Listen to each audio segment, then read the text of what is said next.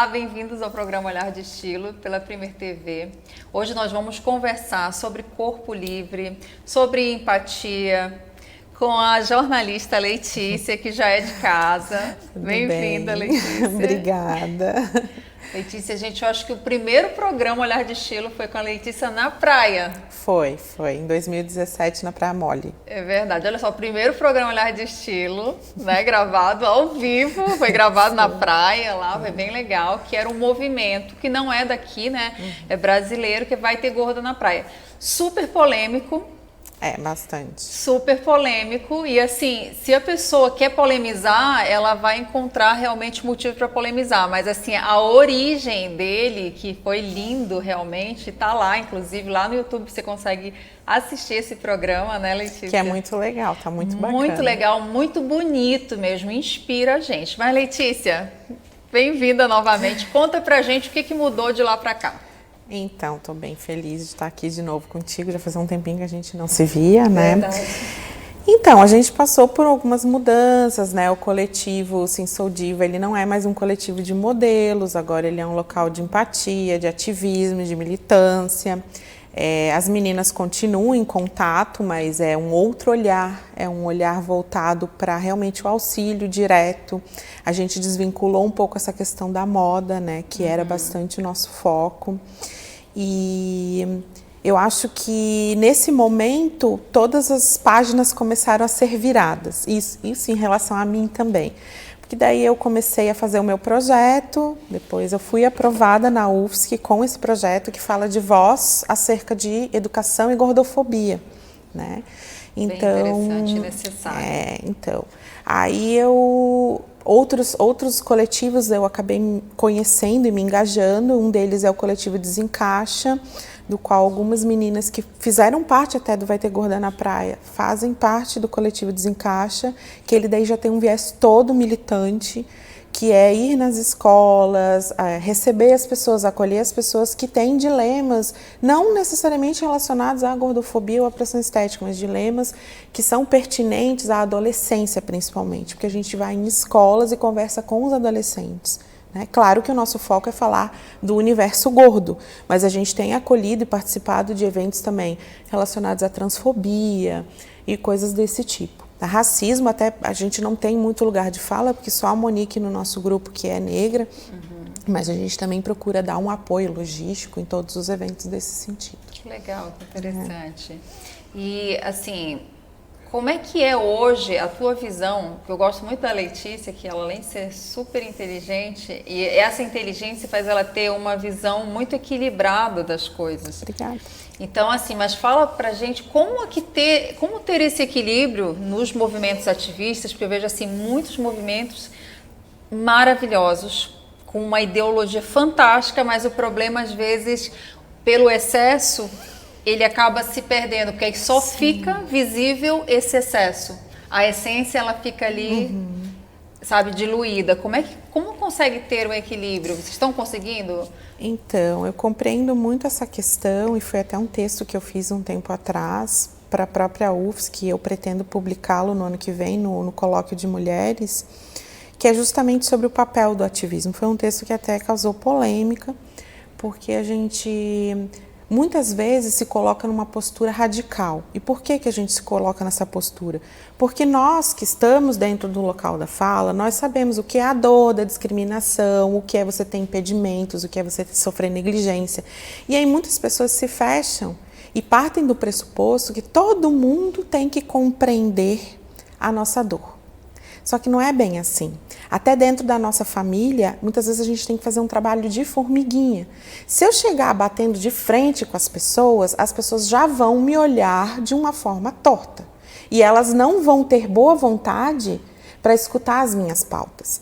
Então eu defendo que todo ativista e todo militante tem que ter um olhar carinhoso e uma forma inclusive de se comunicar até nas redes sociais muito mais didática do que agressiva. Perfeito.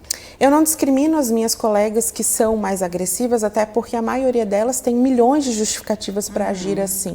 Mas é a forma como eu encontrei para ter um caminho que eu percebo que é mais eficiente. Com certeza. E isso tanto dentro das pautas relacionadas à gordofobia, quanto as pautas relacionadas à sorofobia, que é outro ativismo que eu participo. O que seria a sorofobia? A sorofobia são pessoas que discriminam pessoas soropositivas, né, que têm o HIV ou que vivem nesse universo relacionado ao vírus que é o causador da AIDS, mas não necessariamente quem é soropositivo vai ser ou vai se tornar aidético, né? Então a gente vê que a ignorância ela é muito grande e aí acabou surgindo o soroativismo por conta da ignorância que as pessoas demonstram e agora atualmente estão demonstrando mais ainda, né? Porque a gente está numa fase de escape de pautas que mostram bem como as pessoas ainda são muito carentes de informação sobre coisas muito básicas. Isso é verdade. Né? Então, hoje o soroativismo e o gordoativismo estão andando bem, inclusive parceiramente, porque são coisas que lidam com muitos tabus. Né? Assim, Letícia, eu acho muito, tão importante a gente sempre estar falando, estar trazendo isso, porque a gente convive, a gente vive em sociedade e às vezes pessoas muito próximas de nós que nós amamos passam por situações assim, mas parece que há vê se você consegue, se eu consigo me fazer entender, uma anestesia, sabe? A pessoa fica meio que anestesiada, porque como ela não sabe lidar com a situação, é como se não, finge que não tá vendo. Não, tipo assim, porque sabe aquela coisa, não é nem por maldade, eu não tô falando, sim, sim. eu não tô falando não estou generalizando, mas eu tô falando daquelas pessoas que você convive, que você ama, às vezes você não quer chamar atenção, você não sabe como agir realmente, aí entra eu sempre gosto de falar muito nas aulas, como eu trabalho com imagem, eu gosto muito de falar e conscientizar os meus alunos e alunas em relação a isso, que essa empatia que a gente tem que ter, a gente tem que entender que as pessoas, cada um é um mundo e às vezes com seus traumas, que vêm muitas vezes da infância e que às vezes não é fácil para algumas pessoas conviverem, estarem em sociedade e se mostrarem e se expressarem. Então, assim, a gente tem que entender isso no sentido de, tá, como é que eu vou ajudar? Mas será que a pessoa ela quer ser ajudada? Ou será que ela precisa de ajuda? Eu acho que o respeito, né? Quando a gente fala de empatia, é respeito. Como a gente estava falando antes, né? A questão da empatia, que a maioria das pessoas consegue desenvolver, é aquela empatia por pessoas próximas. É aquela empatia que você vai ter por um amigo, por alguém que está se relacionando com você, ou até por alguém, um colega de trabalho. Mas a empatia social, que é a que transforma, que é pelas pessoas que a gente não conhece, essa é mais complicada, porque você tem que fazer um exame de consciência de todas as coisas, padrões que você vem repetindo, Perfeito. de coisas que você ouviu dos seus tios, dos seus avós, na cidade que você nasceu, e a partir daquele momento você teve consciência que aquilo não faz mais sentido, que na verdade nunca fez sentido, mas que tinha uma aceitação social, porque era engraçado, porque muitas pessoas falavam sobre isso. Uma aceitação burra. Então, acho que as pessoas, por evoluírem, por se perceberem inteligentes e cultas, elas têm que desconstruir as coisas. Ninguém nasce desconstruído. A gente vai se desconstruindo ao longo da vida. E quanto mais tu resiste, pior para ti. Né? Menos tu evolui em sociedade. E empatia social, eu considero uma das qualidades que demonstra maior inteligência emocional da pessoa. Porque é realmente um entender de que ninguém vive sozinho e que nós precisamos sim nos relacionar e da forma melhor possível com as outras pessoas, né? Uma coisa assim que eu gosto muito, que está crescendo cada vez mais, a busca pela espiritualidade. A espiritualidade, não tem como você buscar a espiritualidade de verdade e não evoluir, e não transformar a sua forma de pensar. Isso que você falou é uma coisa assim tão interessante. Às vezes eu estava vendo ditos populares que a gente ouvia na infância, por exemplo, nossa, vou matar 2 coelhos com a caixa da... Gente, que absurdo, né? Se a gente para ouvir isso... Canções de criança, né? Ai, nana, neném, que a cuca vem pegar. Você está assustando a criança. Boi da cara preta. Por que o boi tem que ter cara preta? São coisas que parecem bobagem, mas não são. São evoluções da sociedade, olhares diferentes. Não é porque existia racismo né, legalizado, que ele ainda existe, mas que hoje em dia a gente justifica você ficava dizendo, ai, nossa, tô numa nuvem negra. Não, é errado falar isso. E não é porque eu não sou negra que eu não vou me ofender. Isso significa que você não consegue compreender a dor do outro. Exato, né? Não é banalizar, né? É você ressignificar. No passado eu aprendi assim, mas hoje eu tenho inteligência suficiente para poder entender que não faz mais sentido falar dessa forma, né? Ou, ai, mulher não dirige bem, ou sei lá, essas coisas relacionadas a feminismo que para nós pega muito, né? E nas pautas sobre gordofobia isso fala muito fortemente, porque as mulheres sofrem pressão estética desde muito cedo. Então vai além dessas questões relacionadas ao que é a gordofobia, né? A pressão estética é uma coisa geral, ela engloba todas as mulheres, desde crianças até as de idade. E assim, Letícia, todos os gêneros também. Todos os gêneros, sim, com certeza. Que a pressão estética é você ter aquele padrão e você tem que ser assim. Porque se você não é assim, você não é normal, né? Então, qual é o teu peso? Meu peso é, eu tô com peso normal. Normal para você. Exatamente. Né? Então... E eu tenho percebido coisas legais dentro do lado do meu estudo, da minha pesquisa, porque, coincidentemente, eu fui lotada na educação física. Olha. Porque o meu orientador faz todo um trabalho dentro da educação física. E eu fiquei com muito medo no início. Eu falei, gente, eu vou chegar no meio da galera de futebol, de vôlei, de dança, ginástica olímpica. O que eu, uma gorda, vou fazer no meio do povo sarado que lida com tudo isso? E foi muito legal, porque eles me mostraram um outro olhar da educação física moderna, que se preocupa com outras coisas. E tanto os estudantes de graduação como de pós tiveram muito interesse no meu trabalho. Eu imagino. E eu fiquei bastante feliz de ver essa repercussão, porque quando você falava sobre as coisas que são difíceis de desconstruir, uma das coisas que é muito complicada são os discursos que a gente ouve dos médicos desde criança. Você tem um MC entre 25 e 30, você é normal. Gente, MC é um número. As pessoas, elas são um universo em si. Sim. Então, esse enquadramento, graças a Deus, os médicos, na sua maioria, também estão deixando de levar em consideração como base para julgar se uma pessoa é doente ou não. Claro, tem algumas pautas que a gente briga muito, uma delas é tirar a palavra obesidade, porque obeso é doente. E tem muito gordo que não é doente. Então, só que isso parte daquela repetição de você está acima do peso, dentro do IMC você está doente. E se você for ouvindo isso ao longo da sua vida, principalmente de um médico que é um profissional tão respeitado, você acaba acreditando que você é doente. E aí a gorda, que é formadora de opinião, tem que ir lá e desconstruir isso em você. Então o primeiro impacto é de repulsa, né? Para depois que as coisas forem se esclarecendo, você contra-argumentar com estudos, inclusive da área nutricional e médica, né? E da educação física, que tem sido uma bênção para mim, né?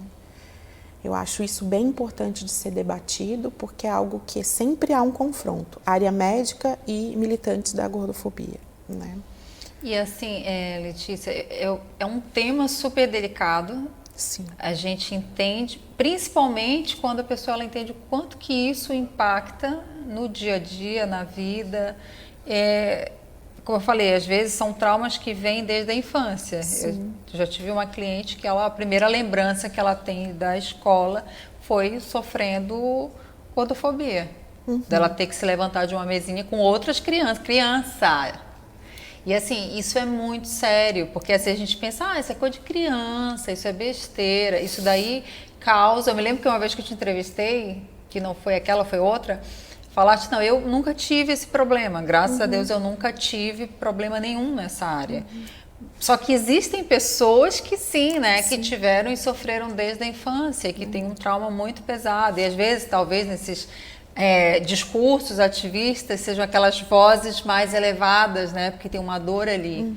E como que vocês trabalham dentro do movimento essa questão emocional de apoio, de trabalhar essa dor, entendeu? Ou não, tipo assim, o movimento ele não se preocupa com isso tanto? A gente não tem muito uma diretriz para cada pessoa que faz o apoio. A gente tenta conversar entre nós para o discurso ficar mais com um norte, né? Mais linear, porque as pessoas já chegam com uma dor. E essa dor, no geral, ela não vai desviar muito de um padrão. Ela tem causas que vêm de ofensas, na maior parte das vezes. Então, a gente tenta sempre acolher, porque no acolhimento você consegue, inclusive, acalmar a pessoa, para que ela consiga ter um outro olhar, uma compreensão. Não adianta botar lenha na fogueira, querer que ela tenha ódio do mundo, ou, né? Vivemos em sociedade, mas a gente tenta também colocar que a pessoa precisa ser firme, que ela precisa exigir respeito, porque ninguém é obrigado a gostar de você, mas todo mundo tem que te respeitar. E o respeito é uma coisa profunda, ele passa por amor próprio, ele passa por uma série de outras coisas. E amor próprio a gente não coloca goela abaixo em ninguém, amor próprio ele tem que nascer na gente. Tem que ser desenvolvido todos os dias. Com certeza. E aí essas pessoas, elas estão com o seu amor próprio, com a sua autoestima muito ferida. Então, acho que esse acolhimento é o nosso primeiro passo, aí depois, até pelas nossas, os nossos olhares distintos sobre o mundo, as orientações mudam de uma menina para outra. Nós temos arquitetas, temos professoras, eu mesma sou jornalista e cosmetóloga, então cada uma oferece a sua visão e o seu prisma para que a pessoa se fortaleça e consiga estar no mundo, porque não adianta a gente dizer que os problemas vão acabar, que ela não vai mais enfrentar nenhum problema. Não, ela tem que estar fortalecida até para que aquela ofensa bata e volte. E é muito recorrente esse tipo de ofensa? É bastante, principalmente em escola, assim, os adolescentes contam muitas coisas pra gente. E é pior quando a gente está tratando com pessoas que são classificadas como gordas maiores, que são as pessoas que têm problemas daí geralmente de mobilidade, né, que são pessoas que estão ali já numa classificação que os médicos colocam diretamente em bariátrica, mas às vezes a pessoa não quer fazer isso, é um direito dela, né? Quando essas pessoas, elas têm problemas muito pontuais que a maioria das pessoas não reconhece. Por exemplo, passar numa catraca do ônibus, elas ficam entaladas. E nem sempre o motorista abre a porta de trás, nem sempre existe essa possibilidade. Essas pessoas não podem sentar em qualquer cadeira, numa praia, num barzinho. A cadeira tem que ser própria para pessoas mais pesadas. Comprar um colchão para essas pessoas é uma saga. Às vezes a gente dá a orientação à marca tal, lugar tal, roupas, você saber onde você vai caber em determinado lugar. Se aquele voo que você vai pegar tem uma cadeira com um espaçamento suficiente. Mas não é obrigatório, né, por lei? Seria, mas as companhias não cumprem no geral, nem de ônibus e nem de avião, porque eles são obrigados a informar, né, no caso, onde tem o assento X, tem tantos assentos para pessoas gordas, mas aí tem que ter o extensor. Então tem uma série de pormenores que acabam criando dificuldades que as pessoas não veem. Constrangimentos. Exatamente. Que o prejuízo emocional às vezes é muito maior. Isso, é uma dor maior. Olha, você pura e simplesmente uma questão de... Você ficar preso numa catraca de ônibus é muito constrangedor. Todo mundo vai te olhar e vai fingir que não está vendo, mas você sabe que todo mundo viu. E não é porque eu, Letícia, não sou gorda maior, que eu vou ignorar a dor dessas meninas, sim, desses caras, dessas pessoas. Eu tenho que ter um olhar sensível sobre isso. E esse é o ponto que a gente bate mais em cima, né? Que a gordofobia, ela mata. A dissertação que me inspira, inclusive, ela é dedicada a 2 pessoas que se suicidaram por conta de gordofobia. É muito sério. Fora a negligência médica, negligência obstétrica, que são casos assim que se eu fosse contar a gente ia ficar aqui o dia inteiro. E perto da gente. Eu já vi muito, estudando bastante essa questão na bioética, da questão racial. A negligência, assim, é uma coisa assim, que a gente não acredita, né? Não acredita que é possível. E agora estás me trazendo que também relacionado à gordofobia? Sim, bastante. Eu mesma sofri violência obstétrica quando eu ganhei minha filha. E eu ouvi da boca do anestesista que eu não estava colaborando porque eu era gorda demais e a anestesia não ia pegar em mim. Ele furou minha coluna 8 vezes. Ai, meu Deus. Então, assim, aquilo, se isso não é agressão, eu não sei o que é agressão. E eu, dentro do universo gordo, eu sou classificada como gorda menor. Imagina se eu fosse uma gorda maior, o que eu iria passar? Sabe, a gente ouve muita coisa e precisa ter todo um treinamento. Não é porque o cara é médico que ele pode falar tudo para você. ele pode querer Existe legislar. um conselho, né? Claro, Existe uma ética. óbvio. E, às vezes, se esquece disso, né? É muito complicado.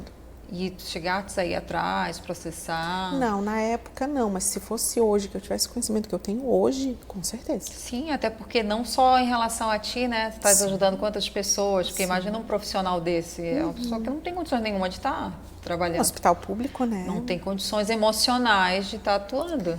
Pois é isso que eu penso. Então, a gente atua muito nessa área. Claro, somos pequenas formiguinhas, mas se em cada lugar existir um grupo com essa preocupação, a gente consegue dissipar e colocar na cabeça, inclusive, dos próprios jovens que eles em casa podem fazer esse trabalho.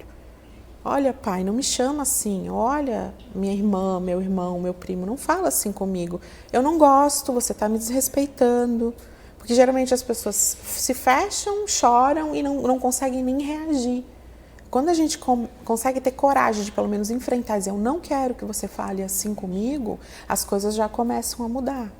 Que às vezes vai meio que pro morro, né? Tá reprisando agora uma novela. Não estou assistindo agora, mas foi uma novela, foi muito falada, né? Na época eu fazia faculdade, faz tempo isso, é a primeira faculdade, faz muito tempo. E agora está reprisando. Mas eu sei que tem um caso desse, né? De uma criança que a mãe já é sem noção. Sim. E eles aproveitam para colocar essa questão, só que eu não sei até que ponto é uma questão educativa, se está sendo feito, se foi feito com esse objetivo, ou se trouxe... Tens alguma visão em relação a essa eu sei questão? qual é a personagem específica, é uma menina que está adulta, inclusive, agora. É uma menina, né? Não Assim. é? Ela nem tem... É uma criança. É uma criança, eu ia dizer normal, olha só como é que a gente... É, dentro do padrão, acho que é. Mas né? não seria uma criança gorda. Não, ela é uma criança gorda. Ela é uma criança gorda, sim. Só que assim, gorda naquele sentido de que as antigas vovós italianas apertariam as bochechas. O gordo corado, né? Que na minha terra saudável. Era isso. Ai, que bonito, você tá gorda. Esse tipo de gordo.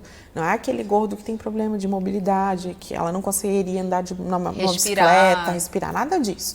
Mas é o gordo que já é chamado de bujão de gás, rolha de poço. Que já sofre uma pressão estética, um preconceito. Então, acho que por uma iniciativa já ser antiga dessa novela, foi um primeiro embrião. Depois surgiram outras situações e, recentemente, parece que teve até uma personagem que foi protagonista e era gorda numa dessas novelas. A gente também teve...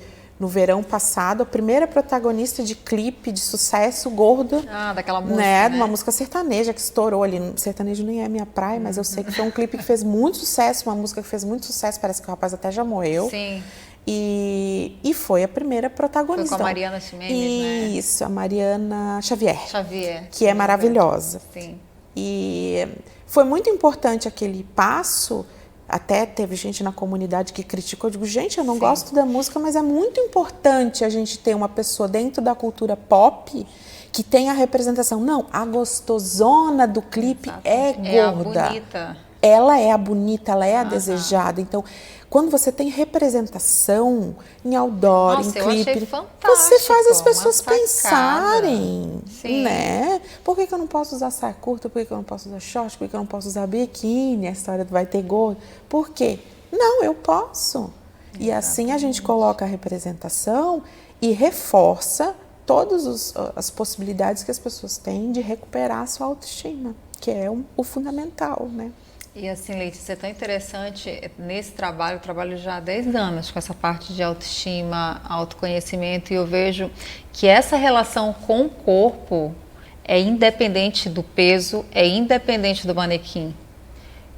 Tem pessoas que são extremamente magras, mas elas têm uma visão distorcida delas mesmas, sabe? E elas sofrem com isso.